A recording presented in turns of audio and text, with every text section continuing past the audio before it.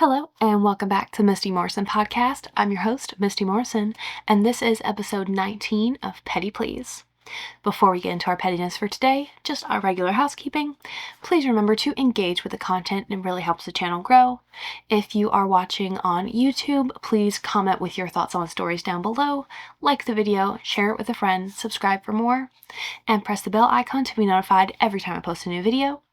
And if you are listening on podcast, please leave a 5-star review and share it with a friend. Other updates. Videos are currently delayed. My internet is saying no. It's just saying no. I was gonna switch internet service maybe a month ago, but then all of a sudden my internet was working great. My videos were uploading overnight in about 7 hours. I'm like, that's good enough. They're still getting there on time. This week I started uploading an episode on Monday.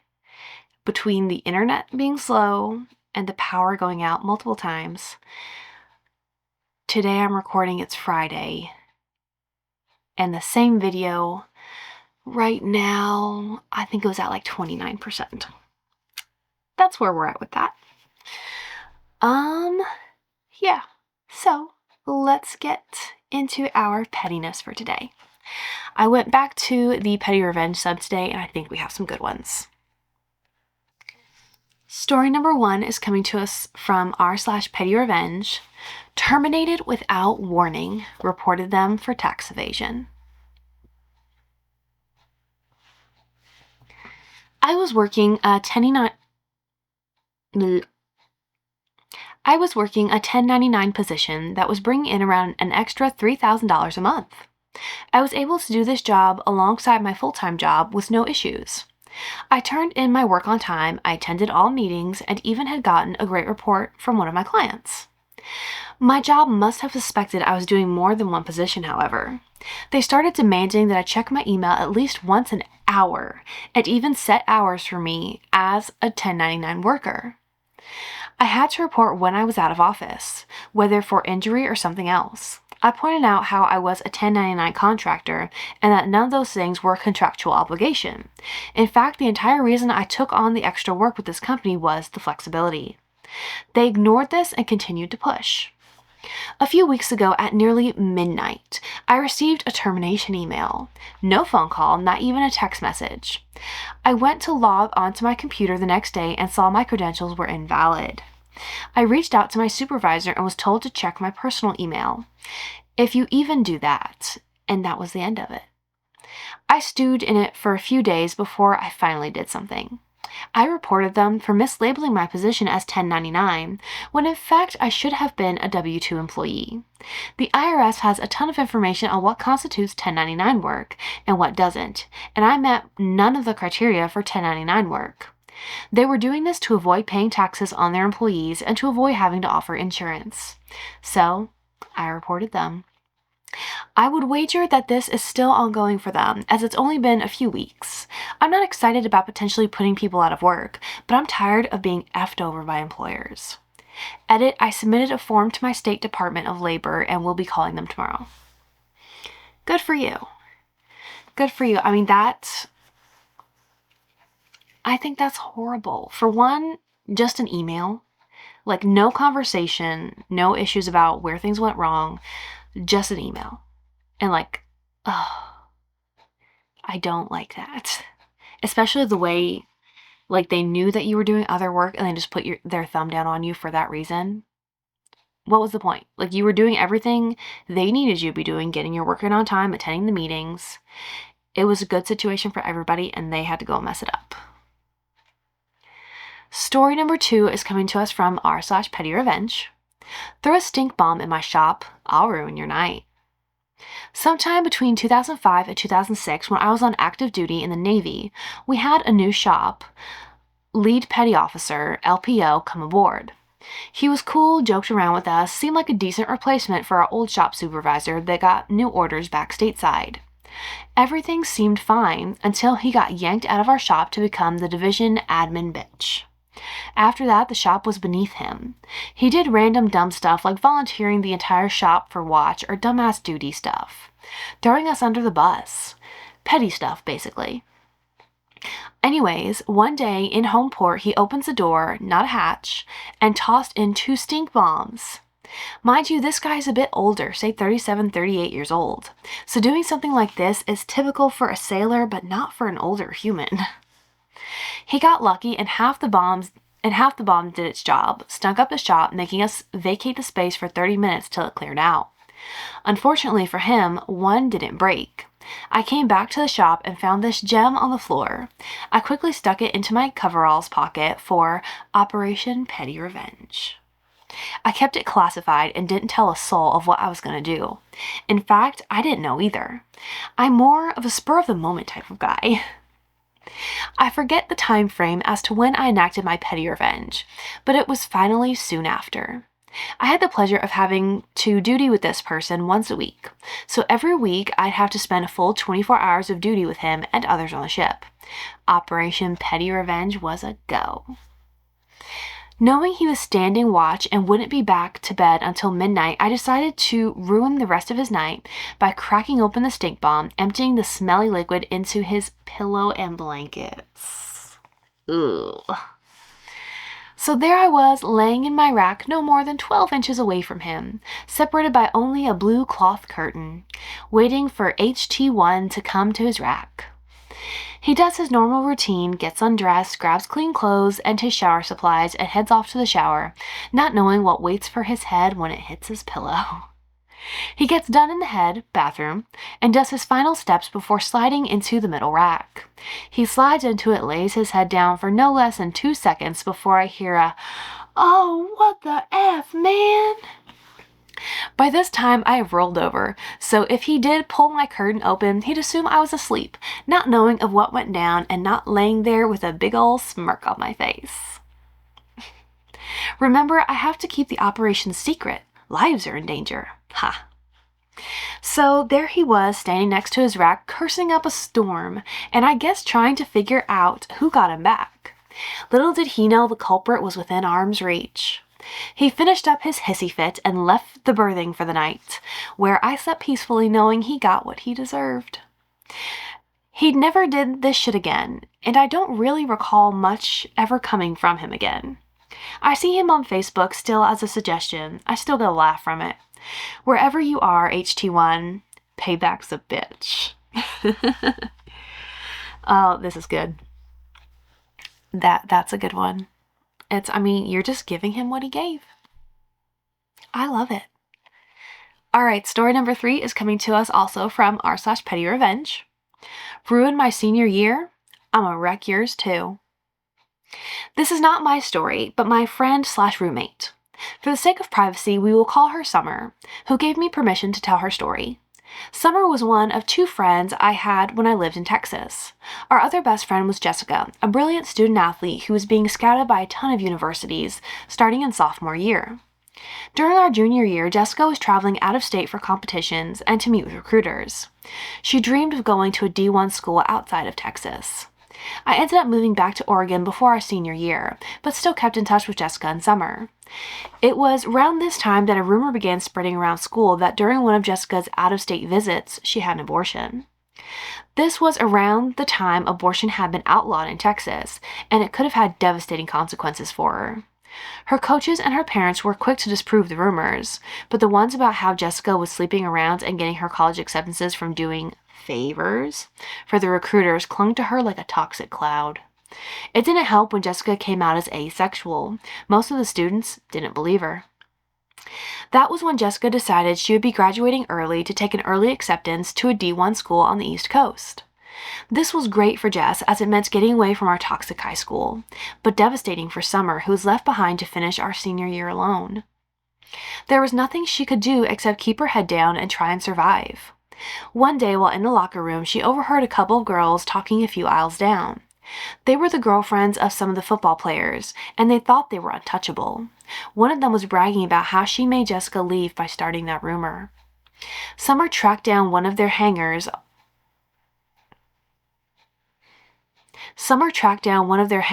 and forced her to spill. The lackey broke.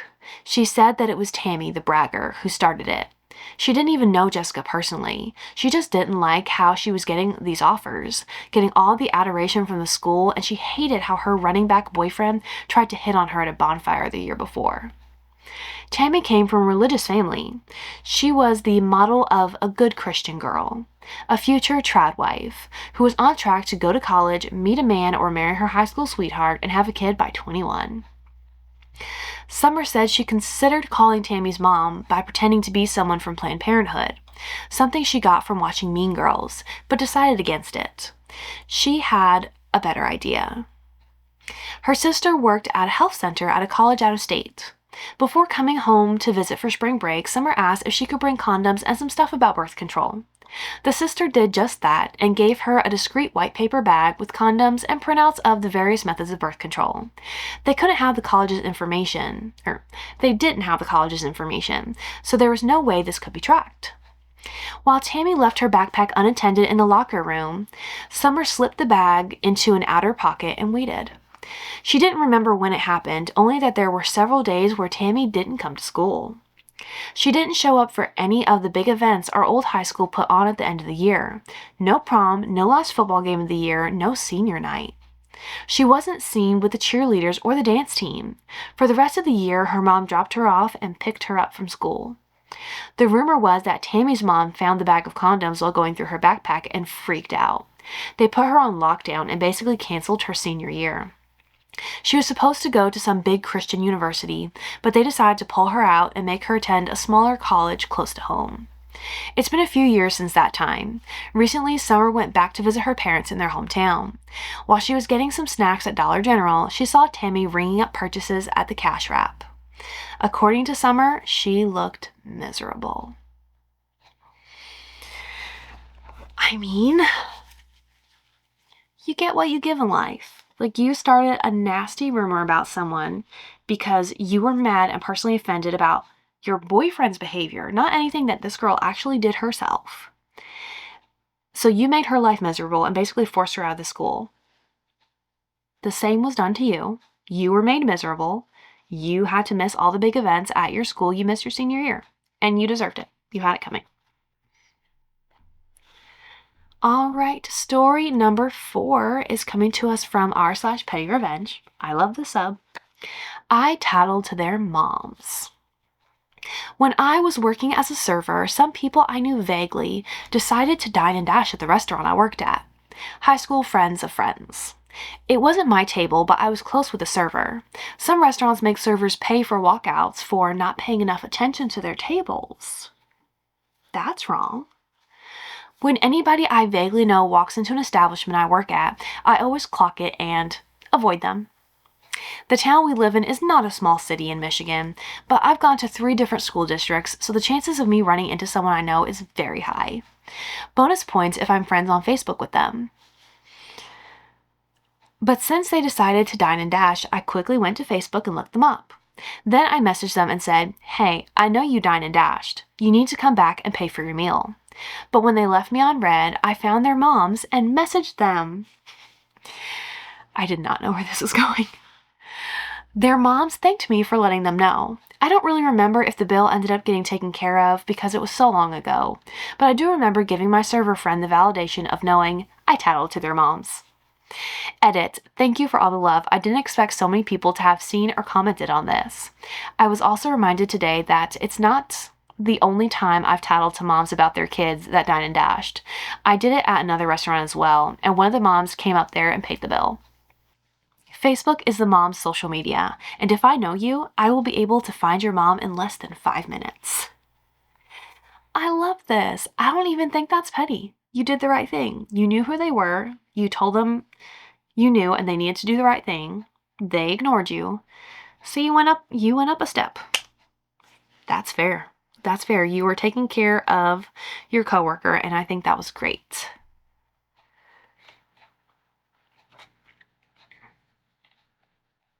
Story number 5 is coming to us from r/petty revenge, dental catalogs. My neighbors decided to block the intersection and light off mortars. Yes, the aerial kind that use tubes as launchers on the 4th of July for over an hour. Next level illegal in my state. They wouldn't stop even when asked. We even mentioned that it's illegal and that other neighbors were hosing down their cars and watering their yards. I also expressed concern about all the dead, dry brush they cut down and abandoned in their yard a month earlier. One of the homeowners got 1 foot from my face and yelled, "F you." As we were walking away, the police showed up and informed the neighbors that what they had going on was a jailable offense. Not just a citation, but jail for just possessing them. They were pissed that they had to clean up, but they did it. Just so you know, the homeowners are missing many teeth, and I was feeling especially petty and signed them up for dental supply catalogs. I felt kind of bad about it until I and other neighbors found a ton of firework debris in bushes, on dry grass, and under trees.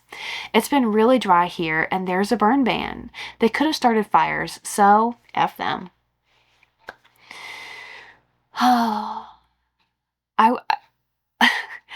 By the time I got towards the end, I forgot what the title even was. I was distracted by the fireworks. Yeah. I mean, I kind of wish you had done more because I feel like they probably didn't even get it with the dental catalogs. They're probably just like, oh, it's junk mail. But it's something. Story number 6 is coming to us from r/petty revenge. Former boss disputed work history 6 months after I left, so I blew up his phone with spam. Fair's fair. A few years ago, I was working at a corporate job and had a very significant death in the family, my grandfather, that I needed to take time off to go handle. I needed to help with the estate and honestly just grieve. We were very, very close. I asked my manager to use emergency PTO and it was denied. I asked to go on FMLA instead and it was also denied, saying that grandparents didn't qualify. I told him I wouldn't be able to come in for at least a couple of weeks when I flew down to Florida to attend the funeral and help with the estate. They told me if I did that, I would be terminated. So, they terminated me and even had the gall to offer me 2 weeks of severance in exchange for signing an NDA, a gag order, and an indemnity clause, which means I wouldn't be able to sue them. I wouldn't be able to talk smack about them to others or online. You get the idea. Of course, I refused. Good choices. The conversation took place on August 1st.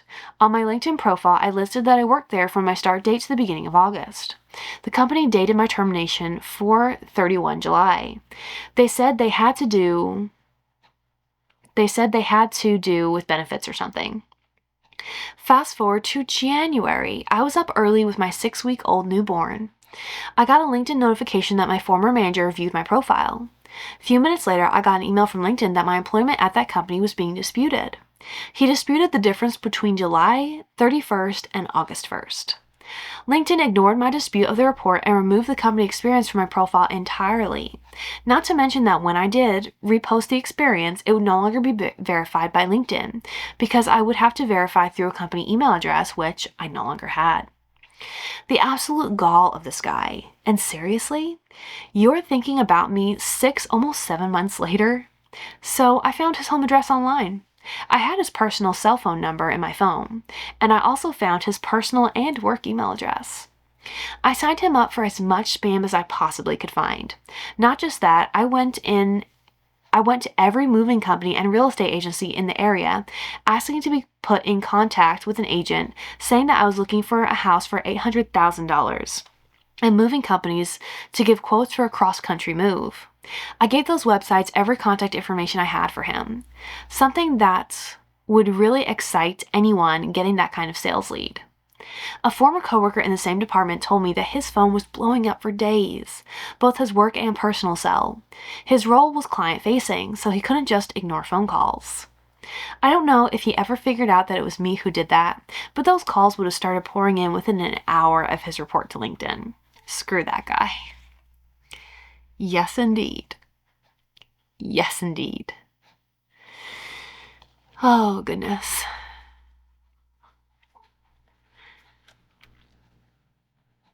Story number 7 is coming to us from r/petty revenge. Roommate said, "If you're so tired of cleaning up after us, just leave our stuff where you found it." I'm 35 female now, but in college I rented a small house with 3 dudes, all of us in our early 20s.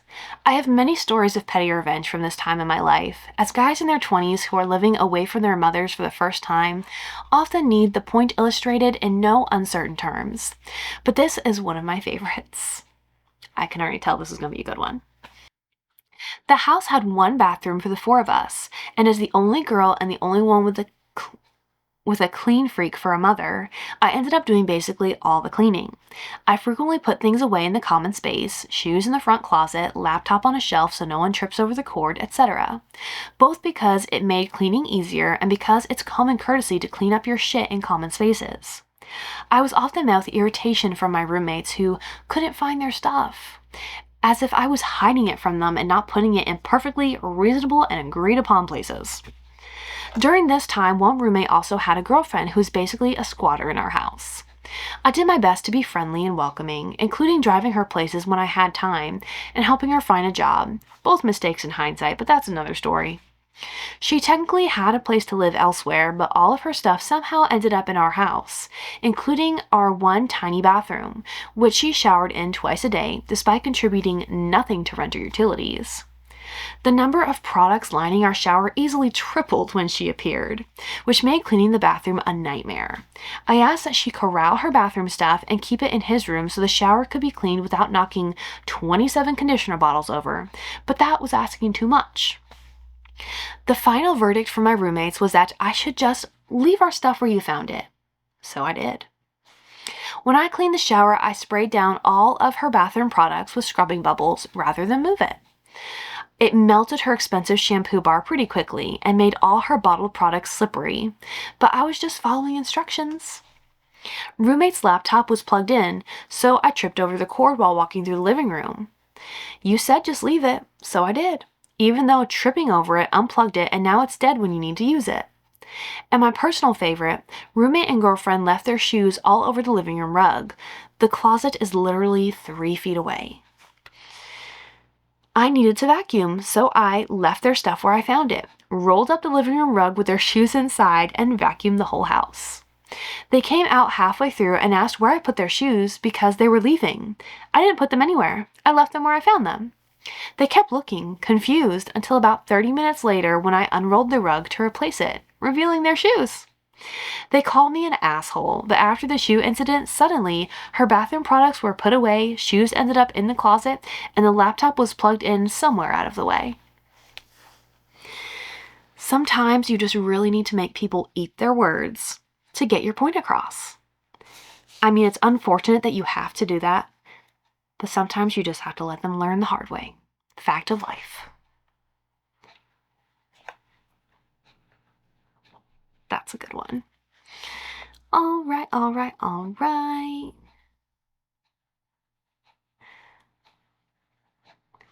Story number 8 is coming to us from r/petty revenge. Petty revenge is best served stinky. This happened back when I was in high school, 2009 or so. For years, we had an awesome school bus driver, nicest lady you'd ever meet, all of middle school and first year of high school. But in sophomore year, she got moved to a different route and was replaced with this witch who clearly hated being there and was constantly screeching at the most minor of things. I always had gum on me and often shared, and I tossed a piece to my friends in the seat across from me, one of those small Trident ones with the white paper wrapper. 2 feet at the most, and I've done this for years. The witch sees this in her rearview mirror and decides to punish me by separating me from my friends for 2 weeks, having to sit at the front of the bus. This annoyed me, to say the least. So what do I do now? Well, my parents had a garden, and they had a few chive plants growing in it. Super pungent onion smell. So every morning I would grab some, and as soon as I took my seat, I would cram that wad into my mouth and chew it like gum. That's dedication right there. Making sure to breathe through my mouth, then would spit it out after we arrived, pop a few pieces of gum, and continue on. The first day or 2, she just gave me a glare. The 3rd, she asked me to not eat whatever I was eating. The 4th, she called an administrator on me, saying I was being defiant and maliciously trying to annoy her. He asked me to stop. And I basically just responded, "You can't tell me what I can or cannot eat." Literally nothing he can do. Send me to detention for maliciously eating something? Ridiculous. He basically told her his hands were tied, and he couldn't actually punish me for my diet choices and went on his way. I was back with my buddies the next week. Oh, that's dedication to the petty calls right there. I don't think I could. I don't think I could. Ooh. Story number 9 is coming to us from r/petty revenge. Business cards? Yours haven't come in yet. I had a coworker once who was the absolute worst. We worked a retail commission sales job, and he was constantly stealing my customers/sales by quite literally stepping in between me and my customer or trying to shove his way onto the cash register while I was ringing people out. He also smelled awful and was very bad at the job, which is why he had to resort to stealing my sales. I switched companies, and somehow this stinky asshole managed to get a job at the exact same place. I couldn't get away. His behavior continued, but management shut it down, as it wasn't just me he was working alongside of. He managed to piss off the entire team. The industry we worked in at the time was cellular, and this was before the advent of cloud storage, so if people wanted to transfer things besides contacts off of a phone and onto a new one, they would need an SD card or a computer/iTunes. We had a machine that would do contacts and photos, but this was very temperamental and would frequently miss large chunks of data. So if someone was trading in their phone, they would need to leave and come back to complete the sale. I would say about half of folks would need to leave and come back, and if you weren't there to grab them, you better hope Stinky wouldn't snake your sale.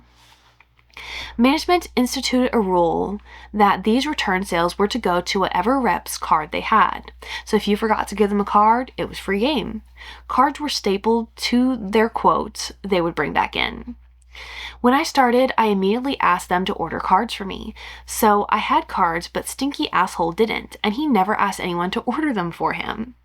Instead of asking for his own, he would just cross out our name and write his. However, they were glossy and pen didn't stick well, so I can't read the name because it was 90% rubbed off. I guess I'll use the original rep on the card sales code. Everyone at the store was pissed at him for being pushy, dishonest, and smelling awful. So I was not the only person who employed this plausibly deniable tactic. About a month later, I was popping into our back room to grab more of my cards, and Stinky called out, "Hey, can you grab me some of yours too?" I sighed and climbed up to the shelf they were on, and what did I see but Stinky's box of cards? "Sure thing," I told him. I moved his box of cards so the front wasn't visible and stashed it in the back where no one would see it. After months of him losing the return sales, he got wise and finally asked the manager for cards. He was shocked when they said they came in months ago, and there they were, on the shelf. I love that it took this long for him to actually just ask for the cards. Like, they literally said, if the customer has your card, you get the sale. And for months and months, you didn't ask them to get you cards. He's literally working so hard at being lazy, it's ridiculous. Story number 10, our last story for today, is coming to us from r/petty revenge. A very simple but petty revenge against a disrespectful roommate. Had been living in an apartment for the past 6 months with 2 roommates, one of whom is a serious twit who is nothing but rude and disrespectful to me and our other roommate, and was even reported to management several times for purposefully misusing the air conditioning, as in maliciously purposely turning it down to the point where the system could have frozen up. Earlier today, my mom and I went to the apartment to get the rest of my things moved out, and we got inside to see that the disrespectful roommate was not there, presumably moving her stuff to wherever she was moving to because her bedroom door was open and her room had been emptied out. She wasn't fully moved out yet because the door was unlocked when I got there, and she had a load of clothes in the dryer. I know the clothes were hers because 1, she did laundry multiple times every week, and 2, the other roommate was at work and would never start a laundry load if she wasn't going to be home for the next several hours. So I said to my mom that the dryer ought to be turned off. I would have gladly done it myself since it was my suggestion, but my mom took the initiative to do it. Amazingly enough, the disrespectful roommate hadn't yet returned before my mom and I left. So we also put the kitchen garbage can that she had stuffed her sheets into in her room. Enjoy having to re-dry your laundry when you return, you little biatch, courtesy of the 50-year-old lady, as you called me. For the record, I'm nowhere near 50 years old. It's simple, it didn't hurt anyone, and just like one little parting gift for her. All right, that is 10 stories for this week's episode of Petty Please. That is us done for the day. Thank you so much for being here to enjoy the pettiness with me, and I will see you next time for another episode of the Misty Morrison Podcast. Bye.